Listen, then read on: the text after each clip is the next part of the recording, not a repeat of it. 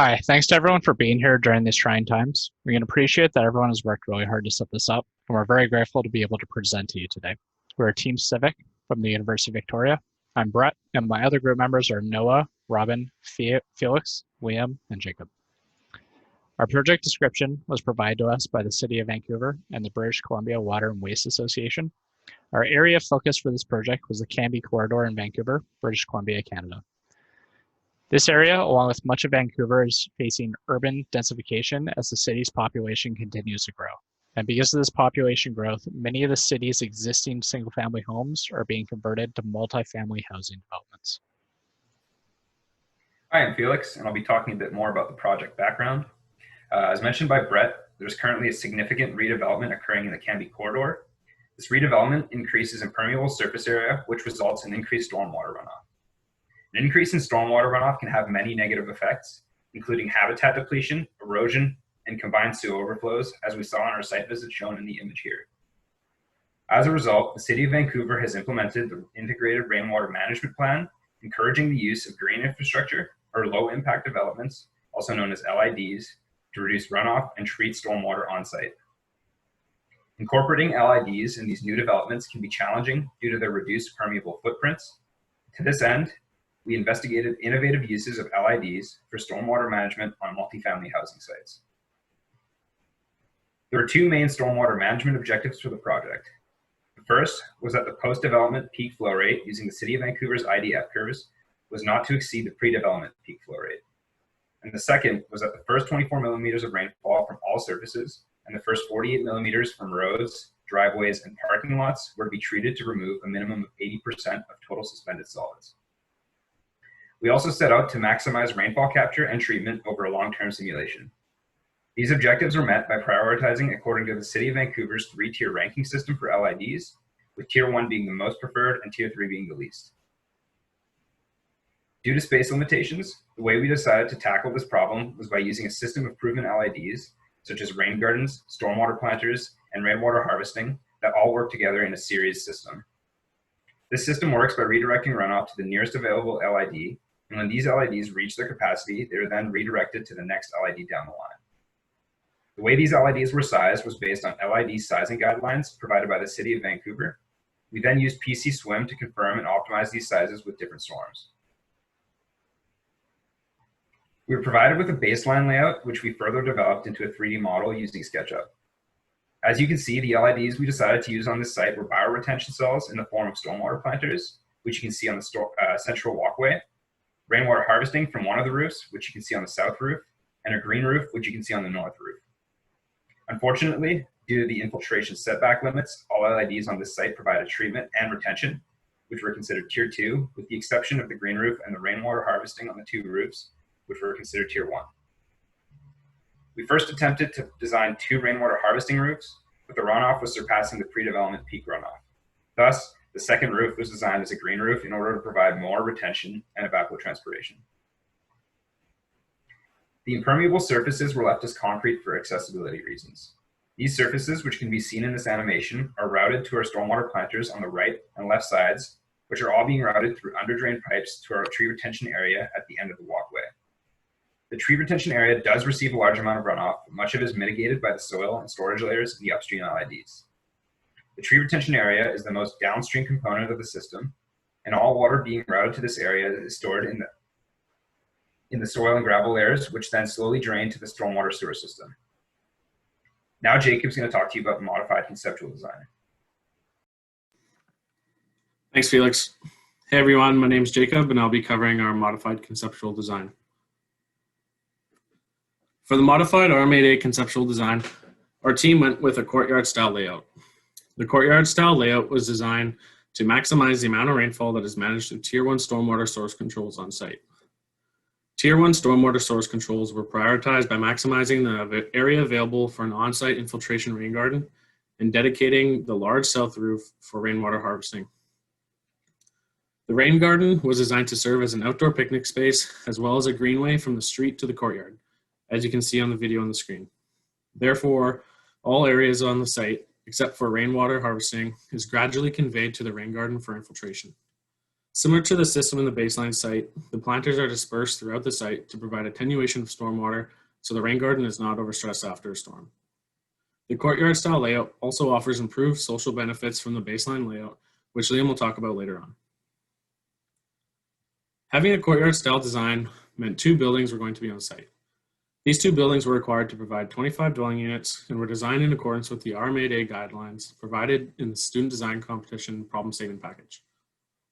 Maintaining a mix of units sizes was an important factor in the design, as it provided mixed income housing.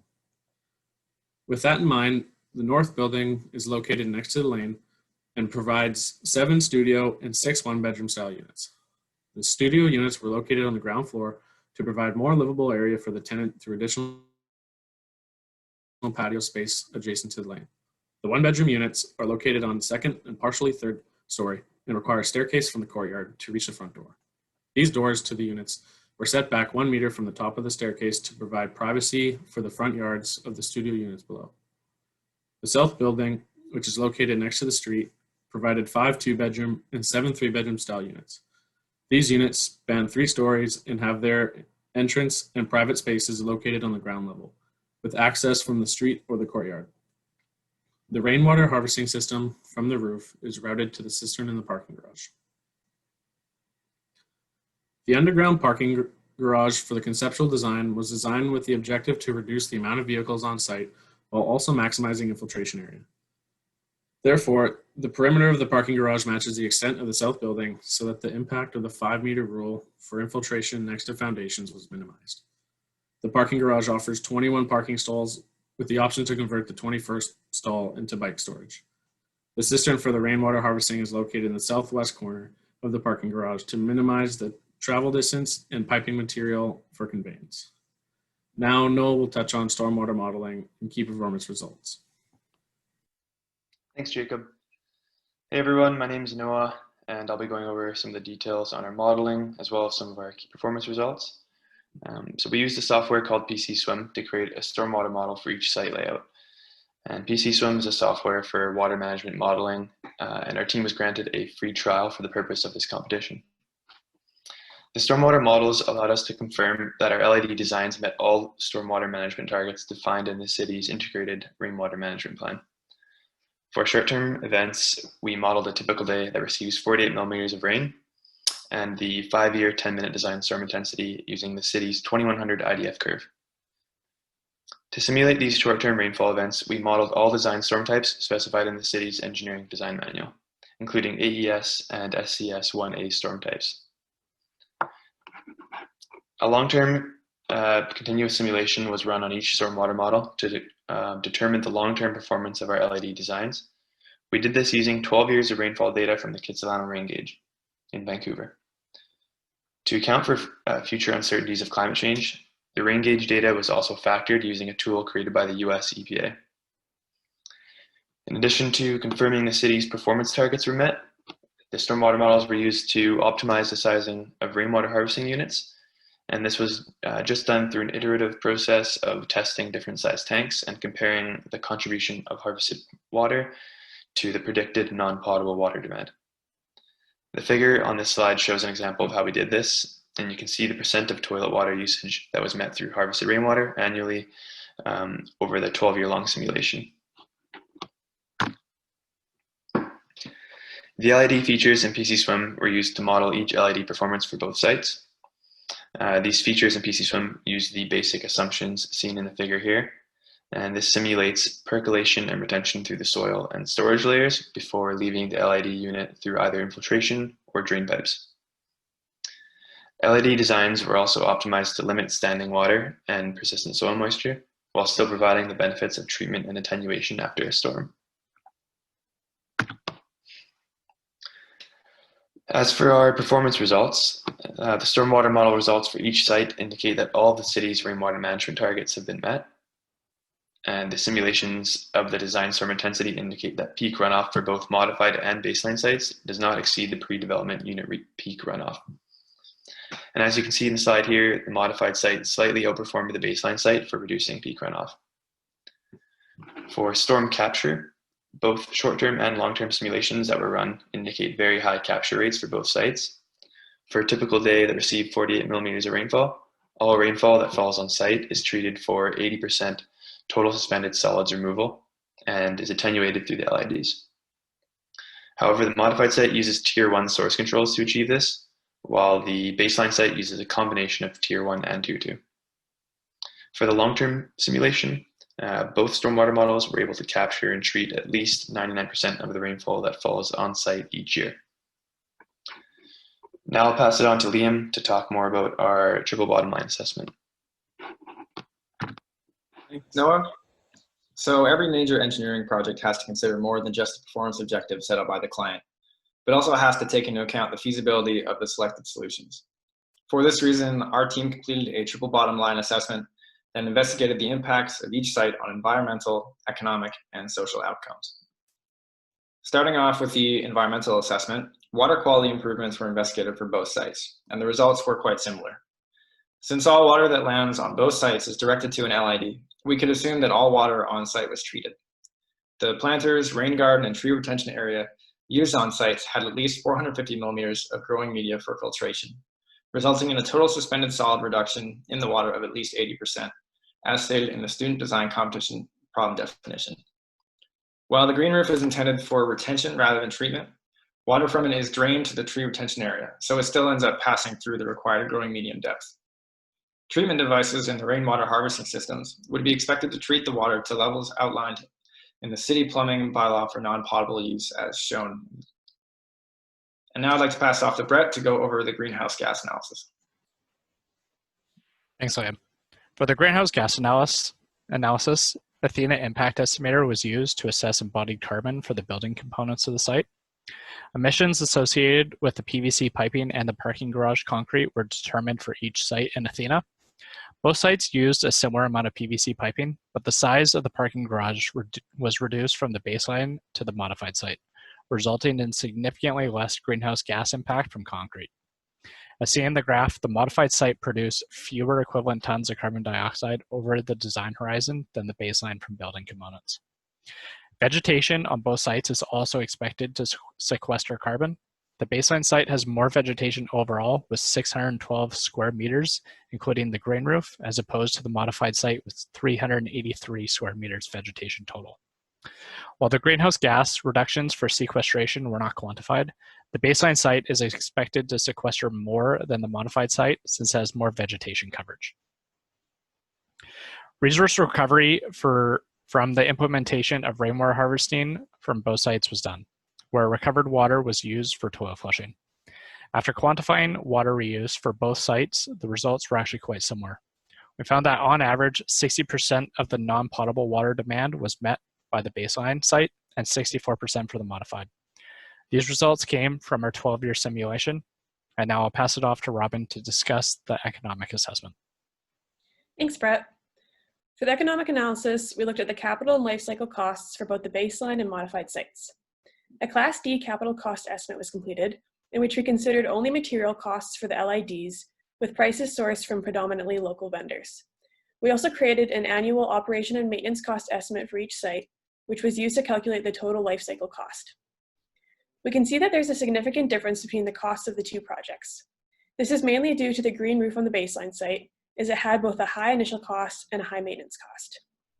Without the implementation of the green roof, the cost estimates for the two sites would actually be quite similar. For the life cycle cost estimate, a discount rate of 5% and an inflation rate of 2.5% were assumed for costs of operation and maintenance and for the revenue generated by the rainwater harvesting system. As seen in the table, the baseline site had a total life cycle cost estimate of approximately $306,000, while the modified site had a total life cycle cost estimate of approximately $88,000. And now Liam will cover the social impacts of the designs. Thanks, Robin. To assess the social benefits of each design, our team determined 5 categories to assess the livability of each site. These categories were unit size distribution, community potential, privacy, greenery, and parking. While the unit size distribution of the baseline site is unknown, we scored the modified site as high because of the high number of studio and 1-bedroom suites for young professionals, as well as a high number of family-oriented 3-bedroom units. The modified site outperformed the baseline in the community potential category, as the implementation of a multi-use rain garden provides a space for people to meet and gather, and closer unit entrances facilitates more frequent occupant interactions. In regards to privacy, the modified site was given a score of moderate because of these close entrances and tighter patio spaces. The baseline site scored high as it does not have the shared outdoor spaces and has slightly more private patios. For greenery, we determined the modified site to outperform the baseline as it has significantly more visible green space that is also partially interactive. Although the baseline site has the added green area of the green roof, the roof is not very visible to residents. For parking, the decreased parking lot size for the modified site resulted in lower performance than the baseline, but this would also promote occupants to walk and cycle more. After considering all these factors, our team decided that the modified site is the most livable option due to the higher greenery and community potential. Now I'll pass it off to Noah to present our final recommendations. Thanks, Liam. So in summary, both designs were able to achieve all of the design targets identified by the City of Vancouver. However, the modified site provides more superior performance from both a triple bottom line and a stormwater management perspective. Therefore, we'd like to recommend incorporating the modified site for future developments in the Canby corridor. We'd like to finish by thanking BCWWA, the City of Vancouver, and all the sponsors who made this competition possible. We'd also like to thank Michael McClatchy from Associated Engineering and Dr. Falguni from the University of Victoria for being our industry and academic advisors. Additionally, we'd like to thank WEF and all the sponsors associated with WEF Tech for making this competition happen. Here are some references for information in the presentation, and thank you for listening, everybody.